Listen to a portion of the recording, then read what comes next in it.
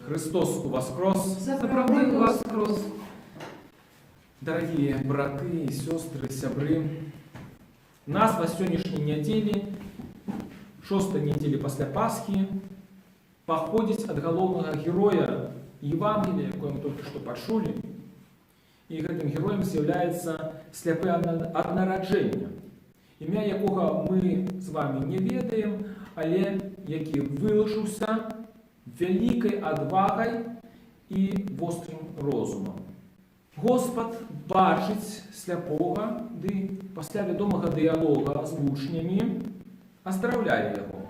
Звернем увагу на тое, што пачало дзеяцца з гэтым новааздароўленым у ягоным жыцці пасля цуду, які ўчыніў Ісус.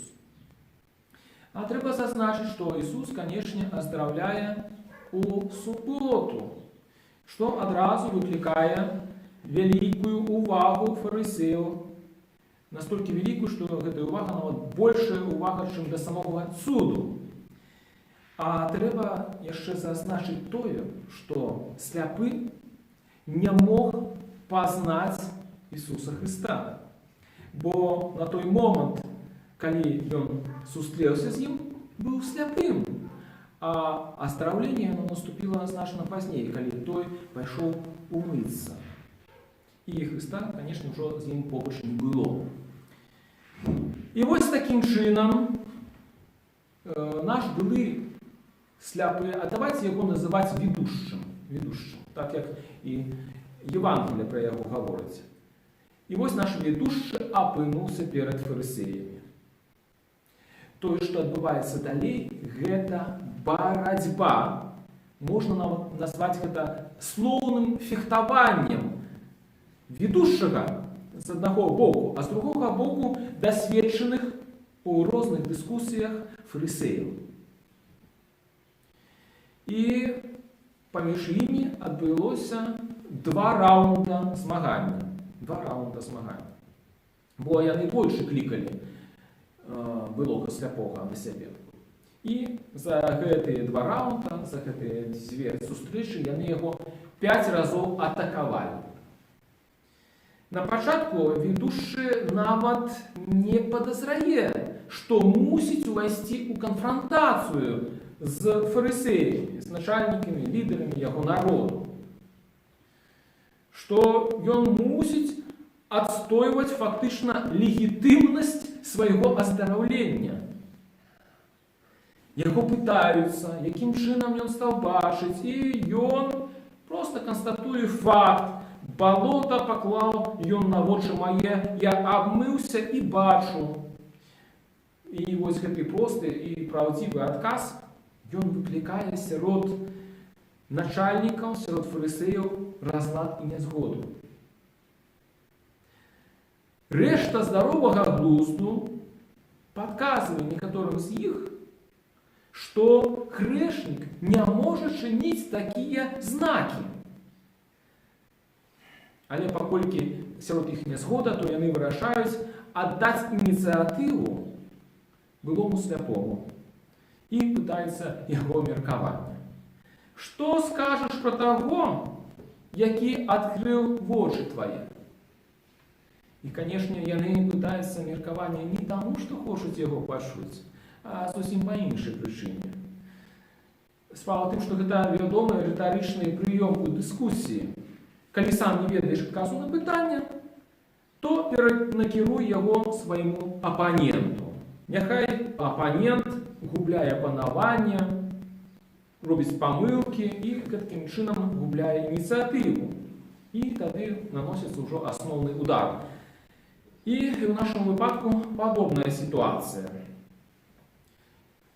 Яны, гэтыя фарысеі, акрамя таго, што хочуць збіць з панталыку нашага ведушчага, яны яшчэ і робяць намёк нашаму герою. Што гэта за намёк? Гэта намёк скажа тое, што мы хочам пачуць. І тады будзеш свабодны ад гэтай малапрыемнай размовы, якая, зрэшты, можа невядома чым скончыцца. Аднак не проста нашага ведушчага збіць з панталыку. Ён цудоўна зразумеў сігналы, якія яму паслалі фарысеі. І смела адказвае: гэта прарок. А хто такі прарок? Прарок – гэта той, які выступае ад імя Бога. Ад імя Бога. І што гэта азначае? Што ведушчы гаворыць: я лічу, што гэты чалавек выступае ад імя Бога. Не проста так, не ад свайго імя. Гэтыя юдэі, якія яго слухалі, фарысеі, не пачулі ад яго тое, што хацелі пачуць. Аднак і запярэчыць яму у дадзены момант не мелі адвагі.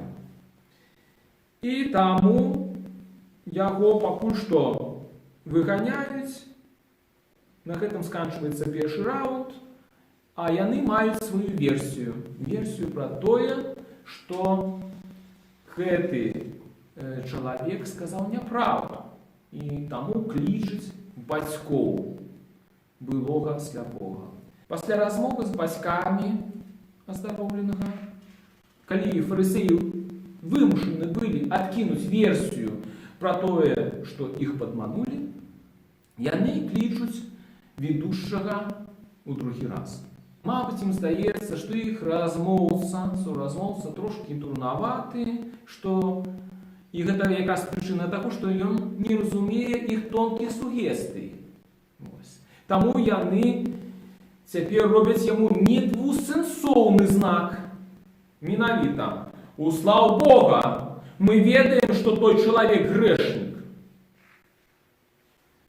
Гэты знак, канешне, недвусэнсоўны. Але іх суразмоўца, канешне, таксама не хоча гуляць у такія брудныя гульні, тым больш па невызначаных правілах. І тады ён застаецца на баку сціслых фактаў. Ён кажа так: ці ён грэшнік? Не ведаю, але толькі ведаю, што я быў сляпы, а цяпер бачу. А гэты адказ апаненты цалкам ігнаруюць, удаючы глухіх. Не пачуць аргумент – гэта таксама такая маніпуляцыя ў дыскусіі.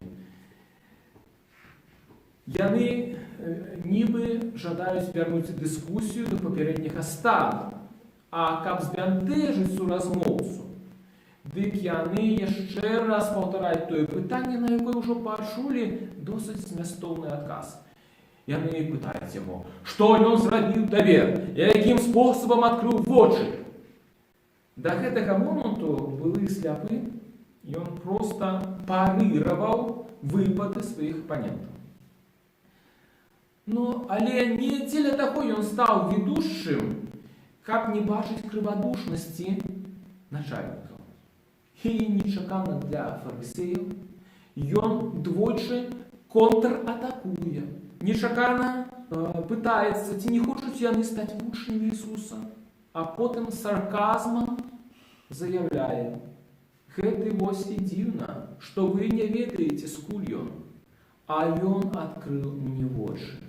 І пасля гэтага ведушчы сам падсумоўвае іх дыскусію, фактычна агучваючы той самы аргумент, тыя самыя словы, якія на самым пачатку сфармулявалі самі фарысеі, але прыняць якую выснову не мелі адвагі.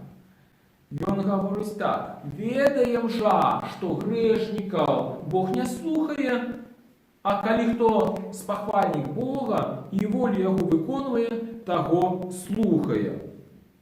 І гэта фактычна такі шах і мат для начальнікаў. Яны могуць толькі тое, што выгнаць яго прэч. А кропкай у гэтай евангельскай гісторыі з'яўляецца сустрэча. Сустрэча ўжо не сляпога, але ведушчага з Ісусам Христом. Господ пытаецца: ці верить той у Сына Божага. Аздароўлены упершыню бачыць Ісуса сваімі вачыма. Таму удакладняе, хто ёсць Сынам Божым. А Господ гаворыць, што гэта Ён і што наш герой ужо бачыў яго. Тут мы можам усклікнуць ад здзіўлення. Як? Якім чынам? Той чалавек быў сляпым, калі адбылася паміж імі першая сустрэча. Але гэта здзіўляе толькі нас. Не ведушчага. Ведушчы кланяецца Ісусу і вызнае сваю веру. Вся справа ў тым, што гэта гісторыя, яна не пра фізычны зрок, але пра духоўны. Гэта гісторыя пра ўнутраную свабоду ды і вернасць праўдзе. Вернасць свайму сумленню.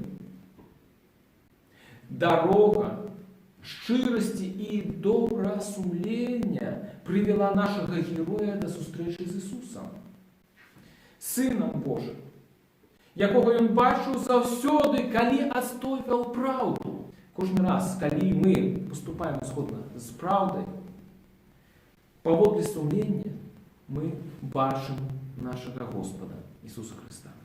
Амінь.